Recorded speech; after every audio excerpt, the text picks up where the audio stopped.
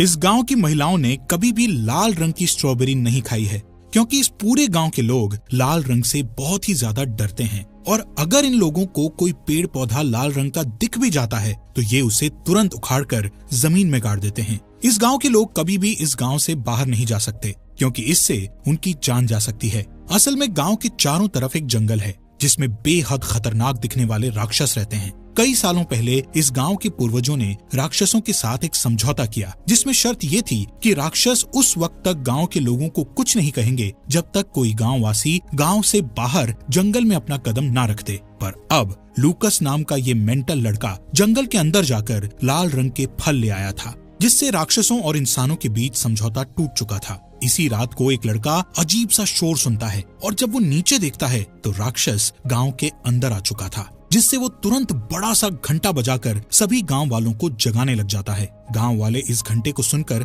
उस राक्षस से बचने के लिए छुपने लग जाते हैं। वहीं इस गांव में रहने वाली एक अंधी लड़की जिसका नाम ईवी है, वो राक्षस की दहाड़ सुनकर बहुत घबरा जाती है। राक्षस भी उसकी तरफ बढ़ रहा था। अब आगे इस कहानी में क्या क्या होता है, चलिए जानते हैं दोस्तों। तो कहानी की शुरुआत 19वीं शताब्दी से होती है, जहाँ पर हमें एक विलेज को दिखाया जाता है जिसका नाम पेंसिल्वेनिया है।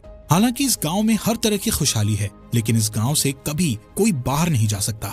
इस गांव के चारों तरफ बड़ी बड़ी दीवारें हैं। साथ ही यहाँ पर एक वॉच टावर भी है, जहाँ पर हमेशा कोई न कोई पहरा देता रहता है। दरअसल ये गांव जंगल के बीचों बीच था, इसलिए इन गांव वालों का दूसरे किसी भी गांव से कोई भी कांटेक्ट नहीं होता है। और जो लोग इस गांव के अंदर रहते हैं वो कभी भी बाहर नहीं जाते हैं। यहाँ पर किसी तरह के कोई पैसे नहीं चलते। यहाँ सब एक दूसरे का सम्मान करते हैं और साथ ही यहाँ पर कोई किसी से भी शादी कर सकता है। लेकिन शादी का एक रूल होता है कि कोई भी किसी को पसंद करता है तो वो कभी उसका हाथ नहीं पकड़ता जब तक कि उसकी शादी नहीं हो जाती।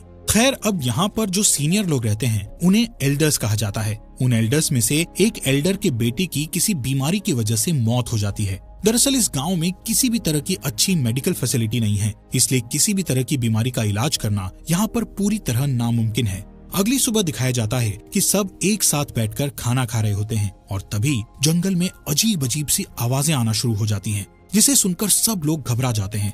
लेकिन यहाँ पर एक लड़का होता है जिसकी दिमागी हालत ठीक नहीं है, जिसका नाम नोहा है। वो हंसने लगता है, लेकिन उसे कोई भी परेशान नहीं करता है और कोई उसका मजाक नहीं उड़ाता है, क्योंकि इस गांव में रहने वाले सब लोग एक दूसरे से बहुत प्यार करते हैं और एक दूसरे का साथ देते हैं। वहीं दूसरी तरफ दिखाया जाता है कि गांव में एक जानवर की डेड बॉडी मिलती है, जिसके बाद इस गांव के सभी एल्डर्स एक मीटिंग रखते हैं जिसमें वो डिस्कस करते हैं कि आखिर उस जानवर को किसने मारा होगा। तभी गांव का नौजवान लड़का लूसियस वहां पर आ जाता है और सभी एल्डर्स से विनती करता है कि मैं इस गाँव से बाहर जाना चाहता हूँ ताकि मैं मेडिकल फैसिलिटी को यहाँ तक ला सकूँ। हमारे आस पास जरूर दूसरे गाँव होंगे। हमारे एक साथी की अभी अभी बीमारी की वजह से मौत हो गई है। अगर हमारे पास मेडिकल फैसिलिटी होती तो हम उसे बचा सकते थे। पर लूसियस की इस रिक्वेस्ट को पूरी तरह से मना कर दिया जाता है। लूसियस की रिक्वेस्ट को मना करने का कारण ये था कि यहाँ गांव के आसपास जंगल में जितने भी क्रीचर्स थे वो पहले गांव पर आकर हमला किया करते थे, लेकिन एल्डर्स ने उनके साथ एक समझौता किया था, जिस समझौते के मुताबिक इस गांव से कोई भी कभी भी बाहर नहीं जाएगा। और एल्डर्स इस समझौते को नहीं तोड़ना चाहते थे, क्योंकि अगर उन्होंने ऐसा किया तो वो क्रीचर्स गाँव में आकर एक बार फिर से इन लोगों के ऊपर हमला करेंगे। क्रीचर्स से समझौता सिर्फ यहाँ के एल्डर्स ने किया होता है और उन्होंने उन्हें देखा होता है, जबकि नई जनरेशन ने उन्हें नहीं देखा था। लेकिन नई जनरेशन को जंगल से उनकी आवाज आती रहती है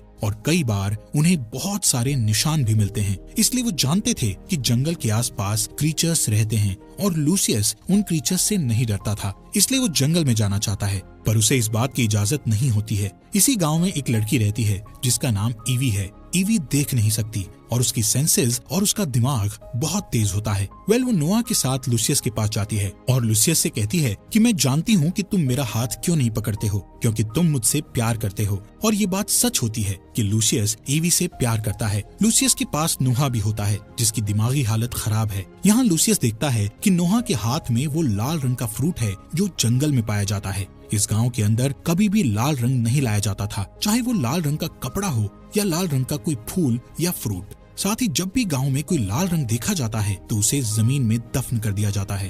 खैर, अब लूसियस समझ जाता है कि नोहा जंगल के अंदर गया था और क्रीचर्स ने उसे कुछ नहीं किया, इसलिए एक बार फिर से वो एल्डर्स के पास जाता है और उनसे कहता है कि नोहा के हाथ में वो लाल रंग का फ्रूट था जो सिर्फ जंगल के अंदर पाया जाता है। इसका मतलब वो जंगल में गया था और उसकी मासूमियत की वजह से क्रीचर्स ने उसे कुछ भी नहीं किया। और मैं भी क्रीचर्स से नहीं डरता हूँ, इसलिए मैं दूसरे गाँव में जाकर मेडिकल फैसिलिटी को यहाँ तक लाना चाहता हूँ, जिसके लिए मुझे इसकी इजाजत दे दी जाए। लेकिन एक बार फिर से एल्डर्स उसे मना कर देते हैं। अब लूसियस के दिमाग में सिर्फ एक ही बात चल रही होती है कि वो किसी भी तरह से इस गांव से बाहर जाकर मेडिकल फैसिलिटी को गांव तक लेकर आएगा। इसीलिए सबके मना करने के बाद भी अगली सुबह वो गांव की बाउंड्री से बाहर चला जाता है, जिस दौरान वो अपने सामने एक साए को देखता है जो कि क्रीचर्स का साया होता है। वो बाउंड्री के अंदर वापस आ